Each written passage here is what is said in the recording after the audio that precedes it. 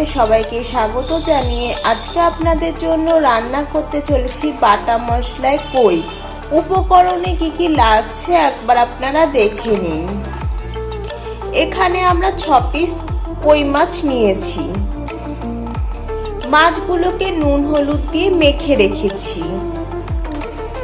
যাতে মাছের ভেতরে নুনটা চলে যায়।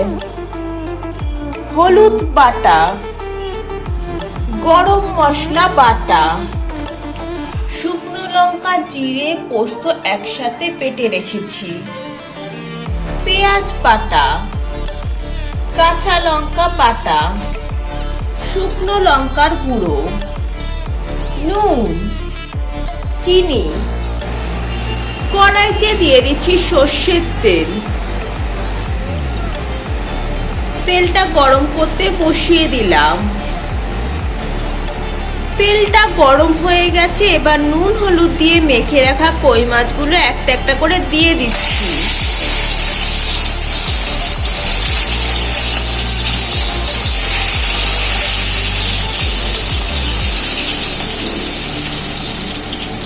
মাছগুলোকে উল্টে দিচ্ছি।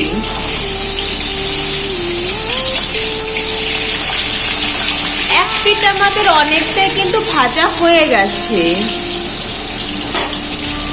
ভালো করে ভেজে নেব। মাছগুলোকে লাল লাল করে ভেজে নিয়েছি, এবার এগুলোকে তুলে নিচ্ছি।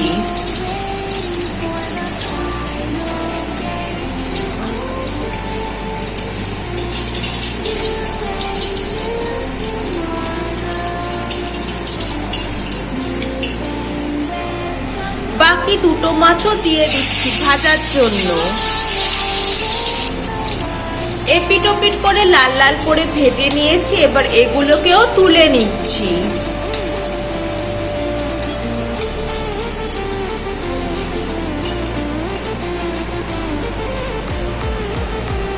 মাছ ভাজার তেলের মধ্যে ফোড়নে দিয়ে দিচ্ছি তেজপাতা, এলাচ, দারচিনি, গোটা সাদা জিরে।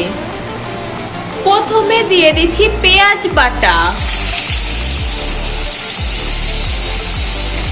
শুকনো লঙ্কা জিরে পোস্ত বাটা একসাথে পেস্ট করেছিলাম সেটাই দিয়ে দিচ্ছি। হলুদ বাটা,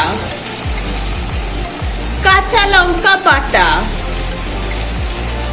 শুকনো লঙ্কার গুঁড়ো, নুন, চিনি। এবার নেড়ে চেড়ে নিচ্ছি।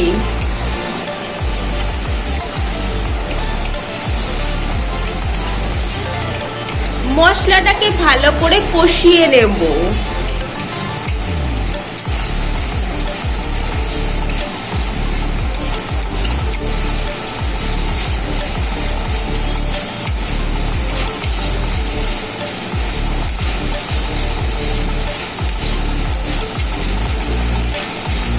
ভালো করে কষিয়ে নিচ্ছি।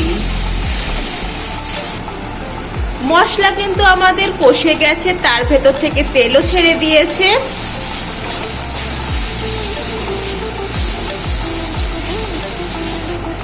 এবার তরকারির জন্য পরিমাণ মতন জল দিয়ে দিচ্ছি।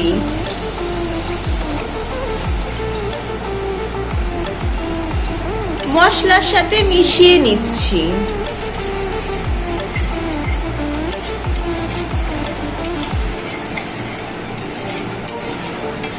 এবার দিয়ে দিচ্ছি ভেজে রাখা কই মাছগুলো।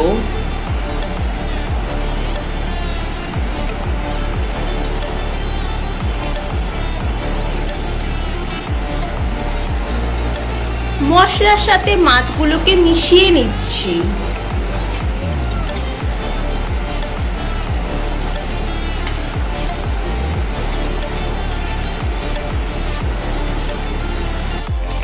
ওপর দিয়ে দিচ্ছি গরম মশলা বাটা।